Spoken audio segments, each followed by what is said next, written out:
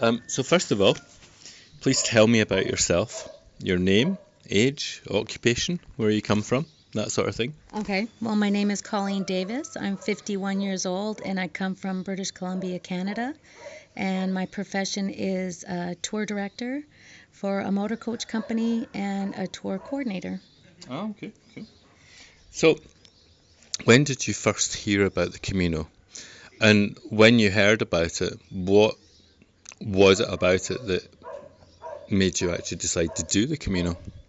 A girlfriend of mine did the Camino 4.5 years ago, but I didn't talk to her about it until last August.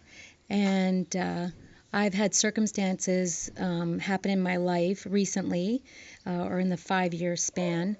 And I always thought that I wanted to go to third world countries and help people, or do a paid volunteer and help animals. But I ran into her one day, and when she was talking about it last August of 2018, it just kind of hit me like a slap in the face.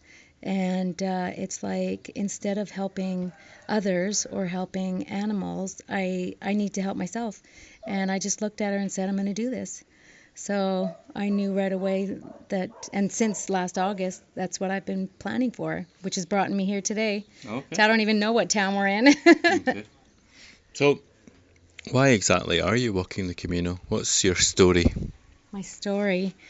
I thought my story started 5 years ago when I was in a serious car accident.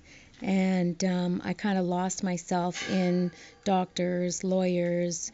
Everybody had a hand on me and was pulling me in different directions, physiotherapy, massage, or counseling. I was diagnosed with post-traumatic stress disorder and anxiety, so I was suffering from that. My life just became the subject of other people's agendas. And I woke up one day and had no idea what I was or who I was or what I wanted to do anymore. The stress was getting too much for me. My husband had a heart attack in January, a serious one. I'm still suffering from injuries. My family pulls me in all different directions. My work is extremely stressful. Like, I worked 7 days a week for over a year. And finally I had a little bit of a nervous breakdown. And I needed to remove myself from my life. Mm-hmm. So that's what I did. Okay. So, where did you start, and how many days have you been walking? I think you probably know that you kind of lose track of what even day it is. But I left my home on the 20th of May, and I started walking on the 23rd of May. And so I don't know Was it. it Saint Jean? It was in Saint Jean, yeah. I started Okay. in Saint Jean, and I went from Saint Jean to Roncesvalles in one day, and woke up the next day trying to plan my way home. Trying to plan my flight home, wondering what it is that I'm doing. And but I'm glad that I stuck it out. I don't even know what day we're on. Yeah. Well, it's June the 13th, Yeah. I think it is June the today. 13th today, so I've been walking since the 23rd Okay. of May. Okay. My next question is this your first Camino? It obviously is. It is, yeah. Yeah. So, what are your hopes and dreams? What do you hope to achieve by walking the Camino? Well, I was told not to come into the Camino with any expectations whatsoever. But I found that during the first week, when I didn't find any of my answers, um, I, I thought it was a massive mistake. And I talked to somebody about that. And she reminded me not to come into this with any expectations, and that things will happen when it happens. So I am still, after how many days we've been doing this, I'm still searching for the answers. Um, I know that things need to change in my life. They have to, for my own personal health. And I guess I was looking for direction. I was looking to find myself. I've seen little hints of it here and there, And the Camino has provided me with signs, beautiful signs, some massive signs and some little reminders. If I know that I will go home changed, but now I'm not so desperately seeking the answers because I know that I will eventually find them somewhere Okay. along the path. And how do you feel about your experience of walking the Camino so far? It's been the hardest thing that I've ever done in my life, and I do have a son, so I've experienced childbirth. Okay. But it's been the hardest thing that I've ever done. It's been the most rewarding thing that I've ever done, and my body is physically sore. I've suffered feet injuries just like almost everybody else, and but I don't want it to end. Do you think you might come back and walk it again? People have already asked me that. Well, family members have asked me that. I'm not too sure.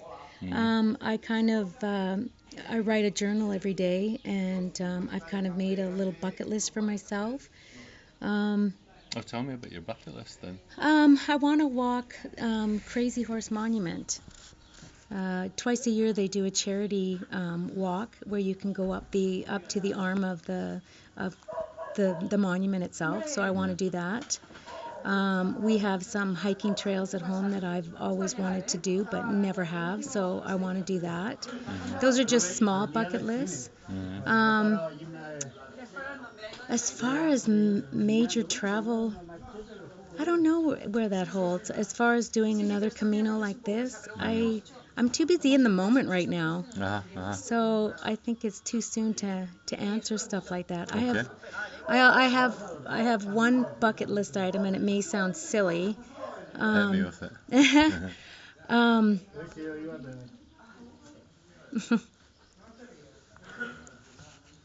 at 51 years old, when I get home, I'm going to have my stepdad adopt me. Oh, okay. Yeah. Yeah, he came into my life when I was 16, and I want to get rid of the past that my real father provided me, which wasn't good. And I think Frank, my stepdad, deserves the title.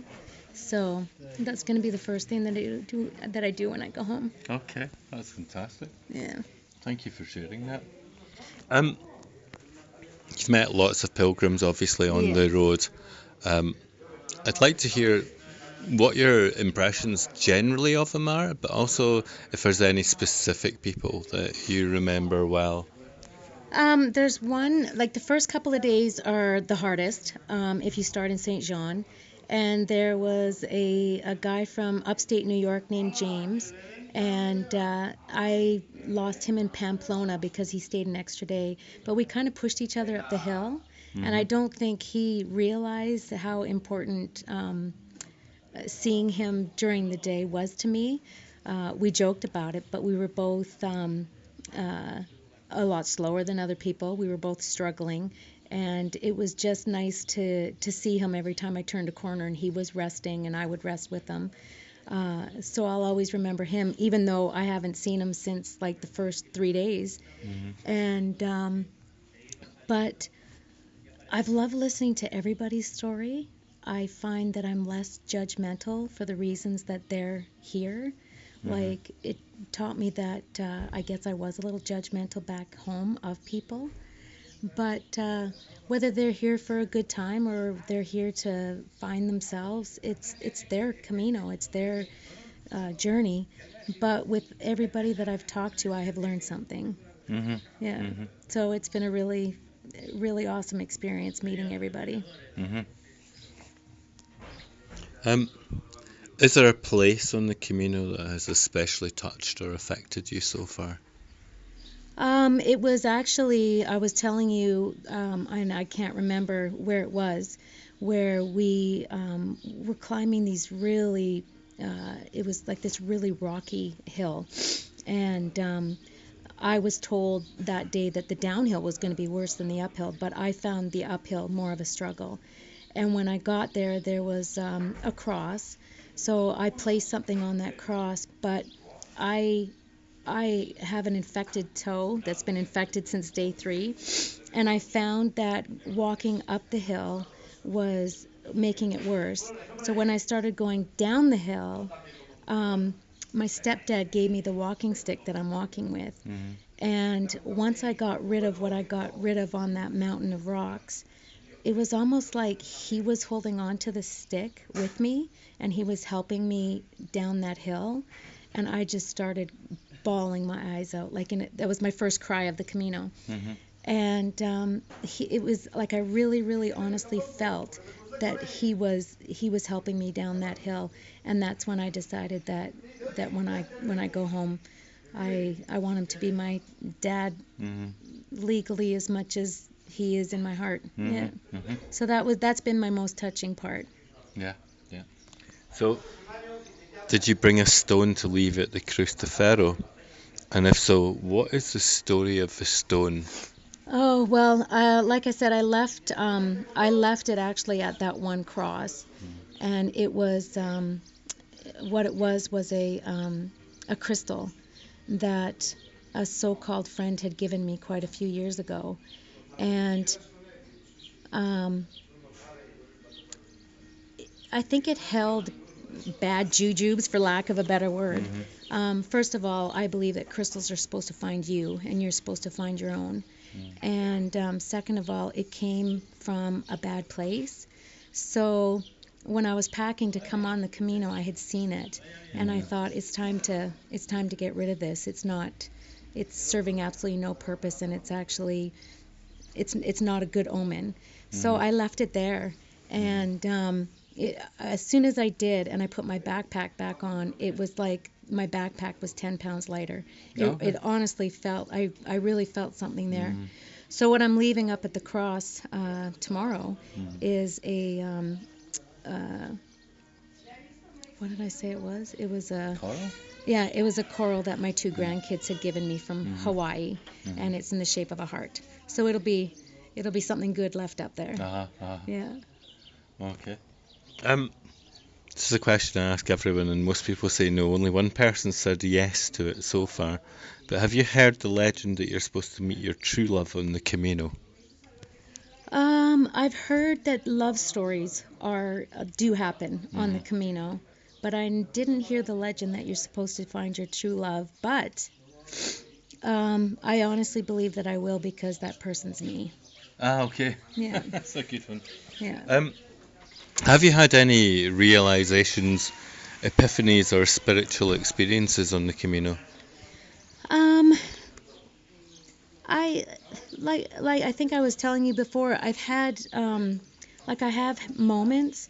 We passed the lake one day, and I just found that everybody was just passing this lake, and they weren't looking at it. Like, they weren't looking at the men fishing on the sides. They weren't looking at the fish that were jumping in the lake, and Yeah, and I did. I did too. Yeah, I actually saw a guy catch a fish, but I was taking in the lake, and I was taking in every aspect of it, and there was a white swan it was far off the shore, and these people, they had their heads down and they were walking, and this swan, I swear, it as soon as it saw me coming, we had to cross a little bridge. It swam I could almost see its feet under the water, just going as fast as it possibly could, so it could meet me before I crossed that bridge. And it literally did. It went under the bridge, and then it came right up to the shore, and then it just looked at me. And I looked it up that night, and it says that if a swan crosses your path, it's showing you balance, which I need in my life, and is telling you to just go with the flow, which is what I need in my life. So I found that one to be quite interesting. Yeah, yeah. So I think that was probably my most profound. Yeah. Another question that comes to mind: do you have any spiritual beliefs yourself? I'm not religious or like Catholic, which is, a lot of people do this for that Christian reason, but I believe I'm spiritual. I find all types of spirituality interesting. I believe that there is something greater than us, but I'm not religious. But I am open to finding any kind of spirituality that the Camino wants to show me. Okay. Well, that's great. Thank you very much.